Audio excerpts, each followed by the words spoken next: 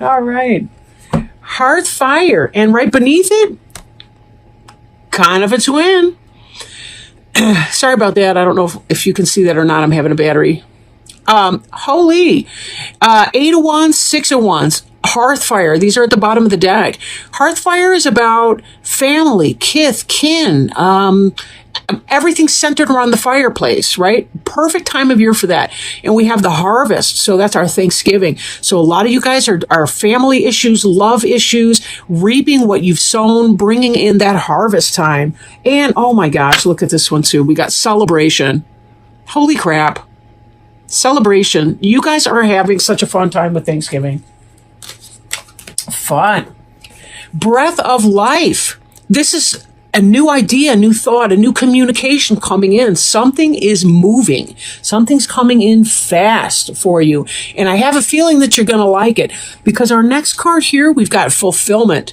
3 of Wands is something passionate. This is about if you've had any medical issues, this is about healing. If you have launched a project, this is about something coming in. Your ships are coming in. They're on the way. This is about all kinds of wonderful things. 3 is such a solid foundational number, right? There's a lot of cards in here that indicate that some of you single cancers may be experiencing a relationship that's been coming up. We'll have to see kind of how that plays out, right? We do have coming up here the Hermit card. That's not necessarily a bad thing, though. With the winter, that's kind of the way that it goes. And this card has associations with the Feast of St. Stephen, who's in December. So this card is about going within. It's about taking time to yourself, wisdom, studying, learning things, following your own path and being alone, being single until you absolutely meet the person that you don't want to be single anymore for. But this is all about new beginnings, right? Figuring out who you are and where you want to go. Like, let's look at this next. The 2 of Cups, attraction. It could be that that's what's breathing some new life into you. There's an attraction that you're having for somebody else. And 2 of Cups is a great harbinger, whatever. But it's a love. It's about you fill up your cup. Somebody fills up their cup, both of you filling up each other's cup. This is soulmate attraction, right? Romance, passionate, loving romance. Beautiful card. I want to point out as well the Page of Cups that we have coming in. Kingfisher, this is about new offer of love, and it ties right back with our 2 of Cups and our passion. In the Ace of Arrows, our new communication coming in. Both the Page of Cups and the Ace of Arrows are communication coming in. This is a tangible offer of something. This Kingfisher's offering love. And the legend of the Kingfisher is about someone who loved his woman so much that he did not want to let her go, even though there was parental pressure to avoid that. But this attraction here, the soulmate relationship, happy, joy in love, lots of joy in love. This Sun, wish fulfillment. Happiest card in the deck. Bright, sunshine, manifestation, birth of something new, lots of energy, masculine energy. In fact, we've got this King of Wands here, and King of Wands, adder. This is another good symbol of healing, although this can be something of a dominant struggle, but this is about a fire sign like an Aries, Leo, or Sagittarius coming in. We see double with the Leo because the Sun card is the planetary ruler. The Sun is the planetary ruler of Leo. And then our 3 of Wands card with the fulfillment. And again, we got the double caduceus. So people with healing issues, you're going to be feeling so much better. Try not to overstuff though with the bird. But this energy here, again, we've got this powerful fire energy coming in. This is passion. This is hot sex. I am envious. Okay. I may or may not be kidding. I'm going to let you fill in that blank. Then we have the waters of life represented by our Ace of Cups. So we have the 2 of Cups, attraction. We've got the Ace of Cups and the waters of life. Ace of Cups is filling your own cup up first and then allowing it to overflow and to spill over and benefit someone else. These guys are filling up each other's cup, but they're filling up each other self first. It's always necessary for the healthiest relationships to be sure that you're taking care of numero uno, right? Numero uno. Ace of Cups is about the beginning of a new love coming in. This also ties in with the Page of Cups. So if you have been wanting a new romantic relationship, this is the reading you've been waiting for. Even Nine of Arrows here. We've got the dedication card. Nine of Arrows, air sign. This is someone playing playing the bow and arrow like a musical instrument.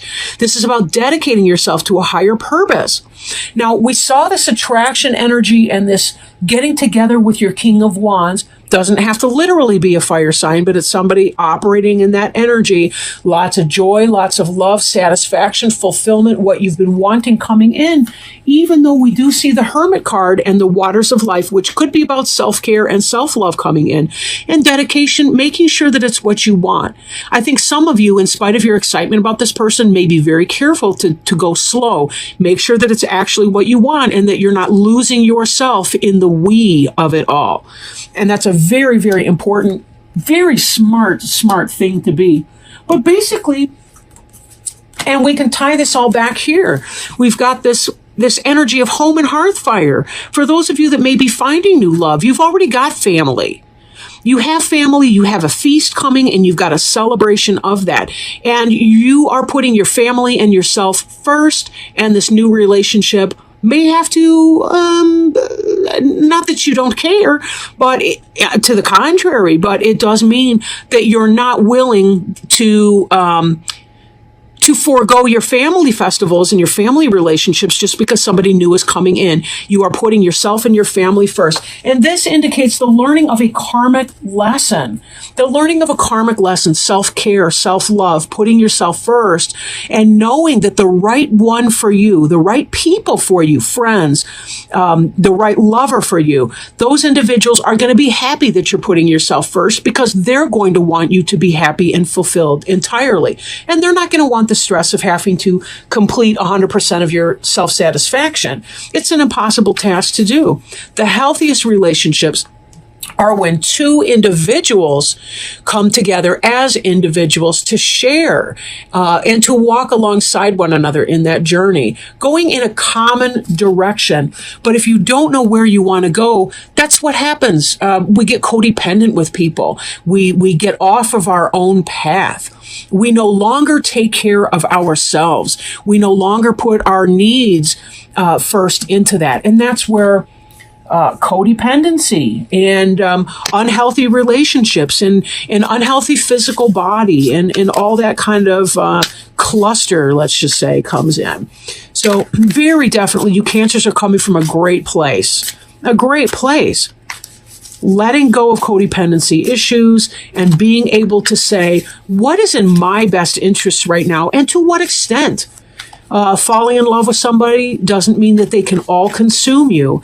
It simply means that you're allowing someone to share in parts of your life to the extent that you feel comfortable, going slow, pacing yourself, and not forgetting that you were born to this earth for a higher purpose, and that relationship is not why you were born, but yet it's something that can give your life added benefit and comfort even as you are doing what it actually was that you were here. To be the best accountant that you can be, to be the best spiritual healer or advisor that you can be, to be the best therapist you can be, or to be the best mom that you can be, or whatever your life goal or your purpose for being was. So I am shuffling right now our Animal Wise Tarot, and I would like to, we had a roller, so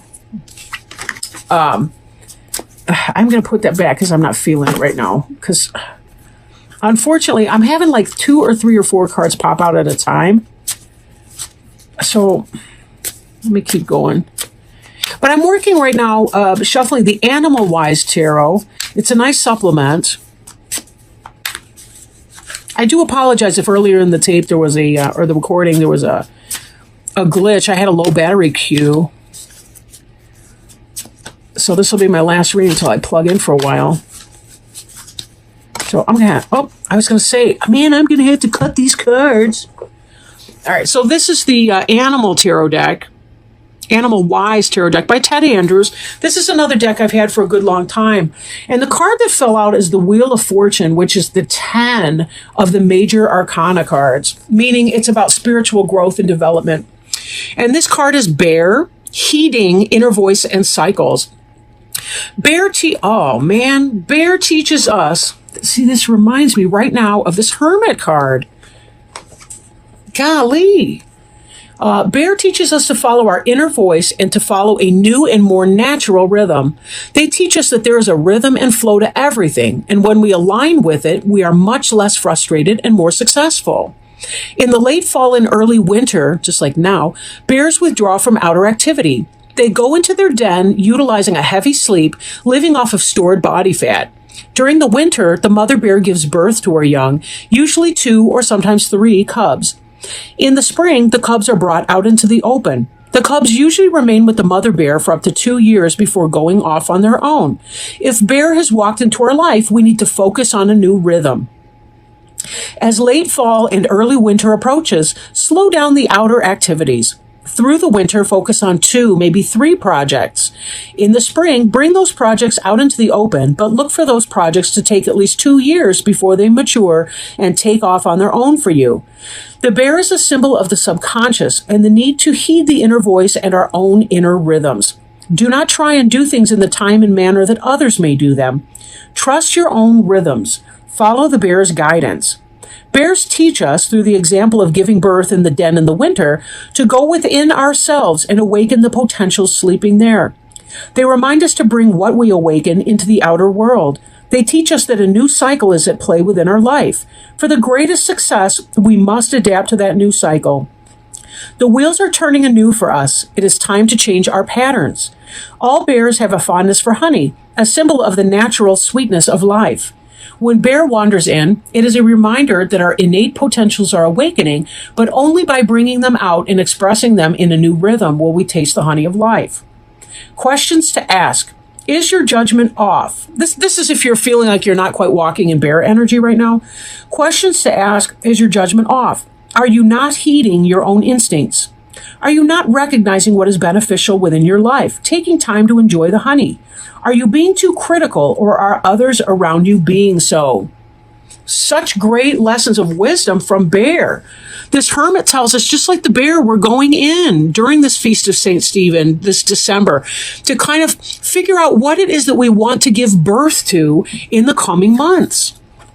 The waters of life is very much about something that we love, that we feel spiritually connected to, a new project, a new goal, a new vision for the next 2 years of our life, and dedicating ourselves to that purpose.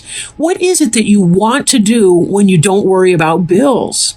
That's about taking this type of energy and figuring out what exactly that's going to be for you, because there's real joy and real happiness in that. You could be the sunshine in other people's lives, depending on connecting with whatever that service is, that product, that good, whatever that type of work that you are doing.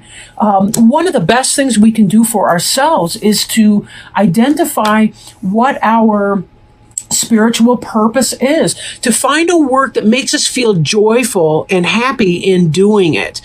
That's when we know that we're resonating with our true purpose in our best self. That is how we can shed some light into the darkness and discover what it is that we really, really want to be doing, what resonates for us. So bear that in mind. Oh my gosh, I didn't mean to pun on the word bear, but here it is, bear with us in mind. And you may find yourself having an amazing spring and summer coming up because you have a renewed vision for what you need to do. Even if you already love what you're doing, this could be about the time of taking it to the next level, identifying the steps, identifying the things that you want to do to be able to take it to that next level. Well, with that, I will stop. I don't want to... I think that's plenty at this point for this reading. It felt really, really good, like it was resonating in here from a spiritual source level. And I hope that you feel the same way about that. I hope that this helps to bring some enlightenment, some wisdom for you.